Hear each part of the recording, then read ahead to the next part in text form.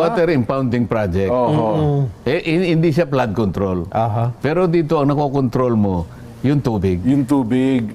Noong taon 2022, dumalaw sa amin si Congressman Rodante Marcoleta at kumustahin ang aming kalagayan at nangako rin na gagawin niya lahat ang kanyang makakaya para mapunduhan ng aming kahilingan na magkaroon ng sapat at maayos na patubig.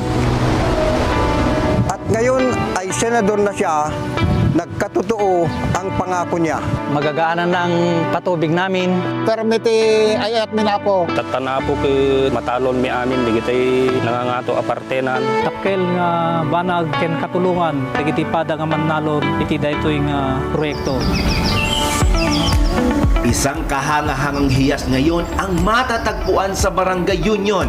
Walang iba kundi ang katatapos lamang ng Small River Impounding Project na nagkakahalagang 700... Ayun pala. Yung water impounding project. Hindi siya flood control. Pero dito, ang nakokontrol mo, yung tubig. Yung tubig. Napapakinabangan. Na napakikinabangan. At kung itutuloy pa yan, makikita mo iba't ibang klase ng gamit. Ang naidulot nitong project na to. Ito, ibinigay sa akin ng DPWH nung ako ay nasa CA. Ito, legal lahat yan. So, imbes na makakapamili ka karaniwan sa mga flood control. Hindi ka ako. Ilalagay ko sa isang lugar na ang tubig ay hindi dapat masayang.